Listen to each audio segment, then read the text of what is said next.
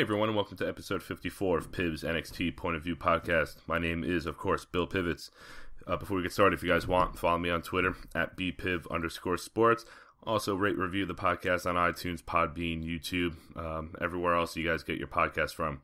So this week was finally the night where we determined who faces Finn Balor for the NXT Championship at TakeOver Dallas. The show kicked off with William Regal heading down to the ring. He welcomed the crowd to NXT, and they are finally back at Full Sail after the last couple weeks. I think the last 4 weeks they were at University of Central Florida. The last couple weeks the crowd was just really dead, so it's good to see them back at Full Sail. He addressed Corbin's actions last week that attacking Austin Aries was deserving of some discipline, but he said he wasn't going to at the request of Austin Aries. He then made the announcement that at TakeOver Dallas, Baron Corbin will face Austin Aries. It's a great spot for Baron Corbin just to show the main event talent that he is in NXT. He's had really high-profile matches the last couple of TakeOver specials, and having a nice match, being Austin Aries' first opponent in NXT, it's a nice showcase for him as well.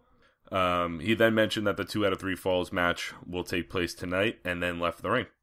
After that, Samoa Joe made his way to the ring, followed by Sami Zayn, who got a huge reaction.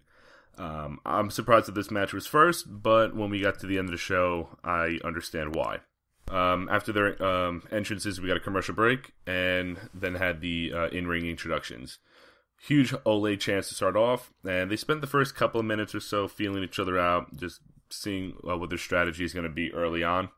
Tom Phillips then brought up Sami Zayn's previous experience in a 2 out of 3 falls match against Cesaro. If you guys haven't seen that match, go check that one out. It's really good. Joe had the advantage early with some headlocks and shoulder blocks.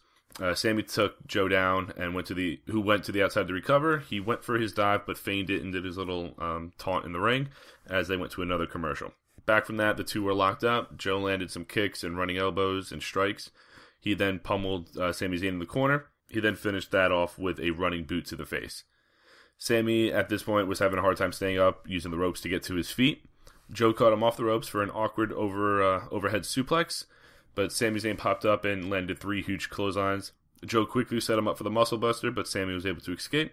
Joe landed his leaping heel kick and got another near fall. Sami Zayn blocked his slap and went for the Koji clutch, but Joe hit a snap slam and got another near fall.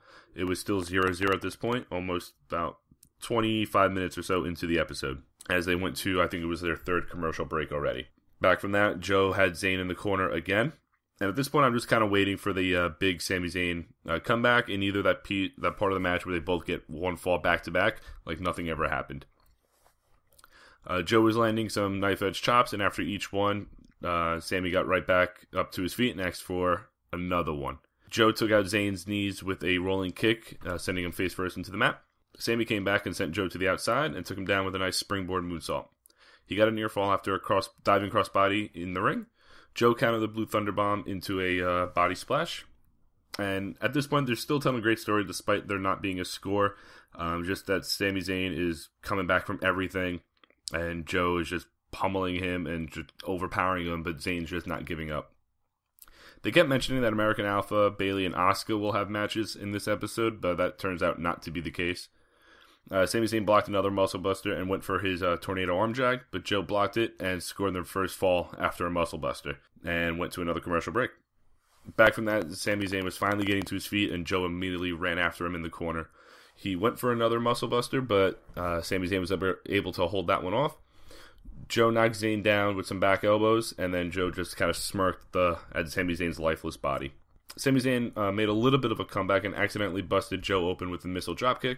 The referee was holding Sami Zayn off as he was tending to Joe. Joe used that time to recover and landed about 20-25 strikes in quick succession. The crowd at this point was very quiet. I guess they were waiting for that Sami Zayn comeback, because at this point it was just very one-sided, with Joe just beating the crap out of Sami Zayn. A couple hope spots here and there from Sami Zayn, but it was just all Joe at this point in the match. Joe threw Sami Zayn into the steel steps, and he got back into the ring at the count of 8. He then took him down with an STO on the mat and made it back a millisecond before the count of 10. Sami suplexed Joe and landed a top rope dive to the outside. He countered an STO and locked in the Koji clutch and tied the score 1 apiece, which led into their final commercial break. Back from that, both men were ready for the final fall and came out pretty much trading blows back and forth. Tom Phillips at this point said they had so much planned, and Corey Graves said that those matches will have to be rescheduled. I think they were about 48 minutes into the episode at this point. Sami Zayn ducked a punch and connected with the Blue Thunder Bomb, and the crowd was really excited for that one. It kind of gave them hope that Sami Zayn was going to pull this one out. Joe rolled out of the ring, avoiding the Helluva Kick in the process. Zayn went to the top, but Joe rolled back into the ring and landed some more elbows, keeping Zayn off the top rope. Zayn blocked the superplex and landed a flipping power bomb for another great near fall. He then landed his tornado DDT through the turnbuckle, and that move still amazes me every time he does it. I'm not sure how he keeps doing it. He hasn't missed the turnbuckle yet, but he's got great accuracy diving through the turnbuckles. Joe blocked another Helluva Kick and hit a huge powerbomb. Sami Zayn kicked out, and Joe was able to move right into a modified Boston Crab. He then moved into a crossface, and Joe switched and almost popped Sami Zayn's right shoulder out of its socket. Zayn was able to put his foot on the rope, and then Joe went right back on the offense with multiple kicks, and Sami just crumbled to the mat. Sami Zayn popped up after one final kick at the ref's 2 count and locked Joe in the coquina clutch. And the crowd again was excited, thinking that Sami Zayn was going to pull it out. He caught Joe with the exploder suplex in the corner, set up for the Helluva Kick, but Joe dodged it and locked in the coquina clutch. Sami Zayn was struggling reaching the ropes, but his arm went limp, and the referee called for the match, announcing Joe as the winner and number 1 contender for Finn Balor's NXT Championship. Wow, I was not expecting that match to go almost an hour. I was expecting maybe a 30-minute, 35-minute match, but to take up the whole episode of NXT, it's very ballsy on their part for booking it like that. But it paid off. That match was excellent. I don't think it was my favorite 2 out of 3 Falls match, but like I said, the story that they told, Joe doing everything he needed to do to keep Sami Zayn down, but Sami Zayn just keep getting right back up and fighting and giving it everything he got to make sure he won that match. But it was Samoa Joe who will be facing Finn Balor at TakeOver Dallas. And I think this is likely Sami Zayn's last couple of weeks in NXT.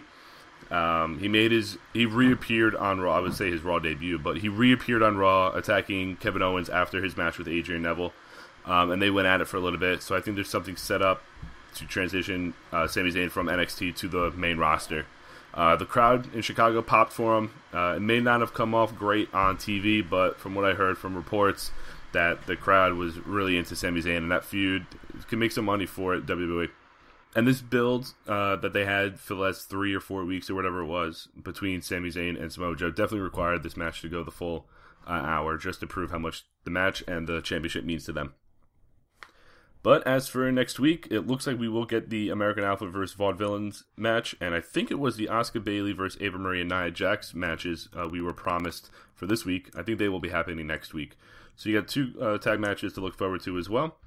But as for this week, that was episode 54 of Piv's NXT Point of View podcast. I will be back next week with episode 55.